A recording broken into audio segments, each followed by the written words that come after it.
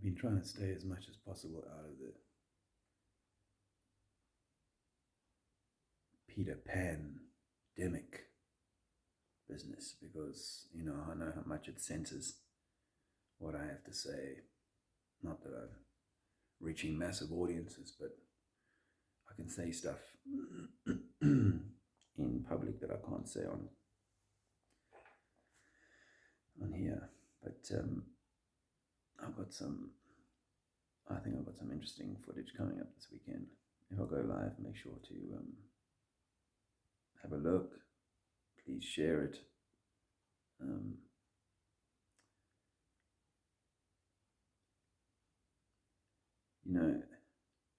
I've just woken up. It's not yet 5 o'clock.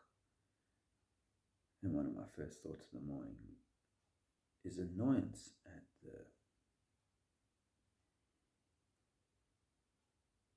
the acquiescence, but at the stupidity of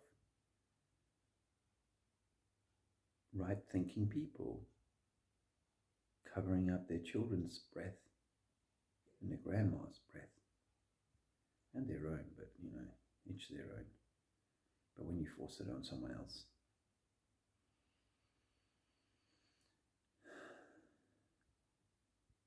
it can only be that we've lost our minds. Or we've given them away to Pan.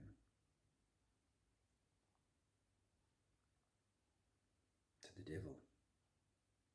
Or whatever you want to call it.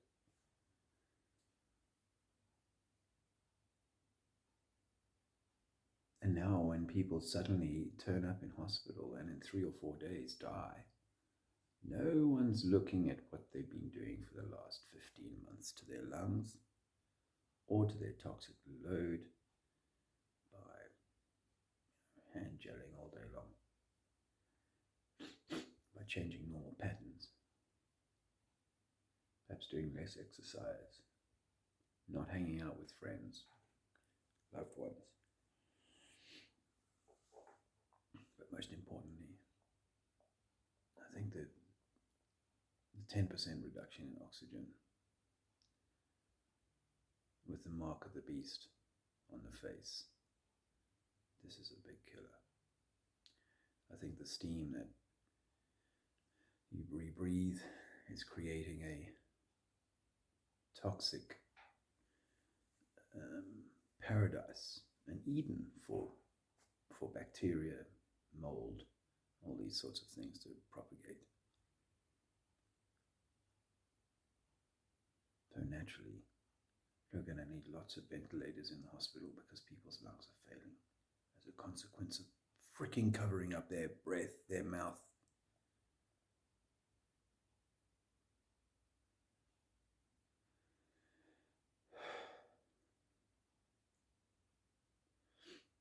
Yeah, it's devastating, and it's going to be it's going to be a note of caution. I know I've said this for probably a year now, but it's going to get ugly and I've already felt that yesterday. Yesterday we happened to be walking past a burger stand, and the guy called us over, offered Zizi a free burger. Because he reminded him of his child and so cute. And he's like, yeah, these mask things, this is ridiculous, right? So we just had this really cool conversation, and then these 3 dudes turn up from like a local nature reserve. They got all the badges on and stuff, and I think these guys all wearing their masks. These guys will be well up for this, and blow me. Oh, have you had COVID? I had COVID.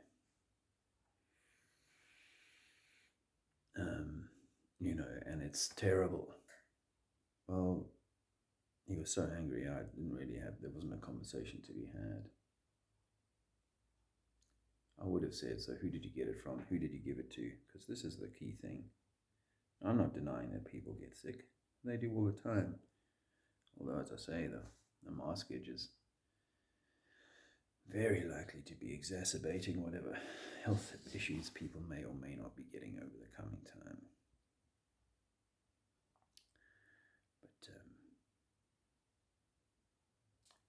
it's going to get sensitive, or it already is sensitive. Those people who know someone who've died of it, they can't be convinced that this isn't a pandemic. But as I said, the pandemic's on its way. We're breathing ourselves or starving our breath into an illness, a tsunami of illness. And of course, just the mind buggery, really, of people walking around in abject fear. I mean, you see it in people's eyes. If I'm walking around without a mask on, they'll be looking at you with those that what they're covering would be a scowl. And yeah, I will become a pariah. I already have, to those who believe that a 0.1% spike in the death rate in the UK in 2020 is a pandemic. 0.1. There's ways of managing numbers. So if your number last year was 550,000 and this year it's 600,000 deaths, you could say, well, that's actually a 10%. It's a tenfold increase in the number of deaths because you've gone up by 50,000 against 500 odd. So that's 10%, right? But when you look at that in the whole population, that 50,000, it melts down to 0.1. 1 in 1,000. So that's not a pandemic. Let's be grown up about that. If you would like to say that's a pandemic, you are brainwashed. For me, a pandemic has to be in the order of at least a doubling of the death rate. So if you lose 1.5% of your sheep in one flock, then you'd expect to say, that's a bit bad. I lost 3% of my sheep last year. See, if I get up to 6% of my sheep, now I'm in trouble. Yeah. So that's like 6 would be like 4 times the normal death rate. That would warrant to be less than Peter Pan's demic. Because what we've got at the moment is Disney creating reality. And I am sad, it's like, how dare you be so insensitive? It is my sensitivity that has caused me to shout out and say, hey, your emperor's freaking naked. Wake the fuck up. But no, too late. The townsfolk have all stripped off and they're just going merrily along with the Pied Piper. And it's leading us all to some kind of insanity,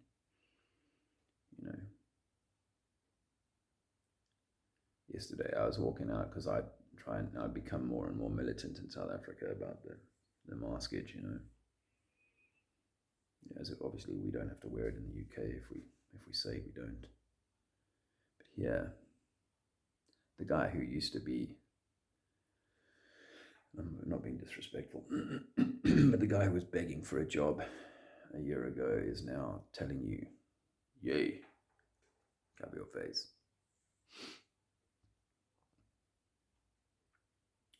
And I'm coming out of the thing and I've got my mask off out of the shop, because once you walk out of the shop, you're still in the supermarket, right? In the shopping center. I got approached the last 2 days because I had taken the mask off in the shop, so I was approached. But I'm out of the shop now and I'm walking towards the exit of the mall. So you take it off then, because who's going to stop you? They can't stop you from going to shop when you're on your way out, right?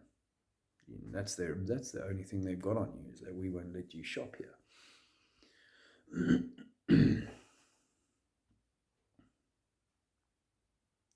And I'm offering Zizi a little bit of a cupcake. We bought him a cupcake. Freaking stale. Anyway, we bought him a cupcake. And I'm offering it to him, and this lady's like, oh, you can't eat in here. The girl, she can eat, but you can't. Yeah, a few people have called Zizi a girl lately. His hair's so long. thought I'd get that off my chest. I'm going to start a podcast soon. I think that I need to change gears a little bit and mix it up. And it's getting a little bit stale here, guys. I think that if you're listening to this, if you haven't been sharing any of my content lately, either you're working for the other side or you don't realize how important it is that I get this message out. There are people who write to me and say, your message is super important, Dave. I really value it. I'd like to see you contribute towards that, because I do get informed when people share my stuff.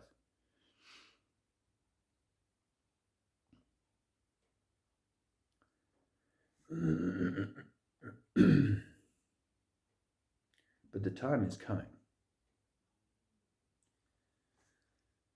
Really, I think we're running out of time. I'm starting to hear stories of people getting sick in very curious ways. And just by the way, if you're one of those people still batting for the government and the medical fraternity, it is absolutely ridiculous to claim that someone can have a scratchy throat and then 3 days later they're dead of that same scratchy throat. That's not how your human body works, and that's not how disease works. I do not give you a common cold and then 2 days later you die of it. That's just not how this works. Whatever's going on, whatever treatments are being applied, whatever's causing this, it's not what you're being told by your freaking TV. But I've been saying this for well over a year. You can go back to all the way back in Lincoln, when we were at Sharon's place in Jason's camper van. You go all the way back there. That's what, April last year, May or something, around Zizi's birthday.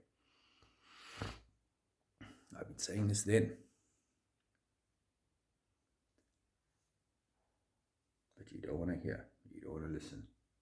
And the death is going to fucking come to us. I'm telling you, death is coming. I'm seeing it. People are saying to me, oh, don't be insensitive. This guy, he was 50, he went in hospital, and 2 days later he's dead. Well, I mean, that's happened in the past, but I think it's happening a little bit more often right now. And that, I'm sure, has to do with either the vibrational shift and people's toxic load is not able to handle it, or simply because it's stupid to cover your breath. And there's a price to be paid for stupidity.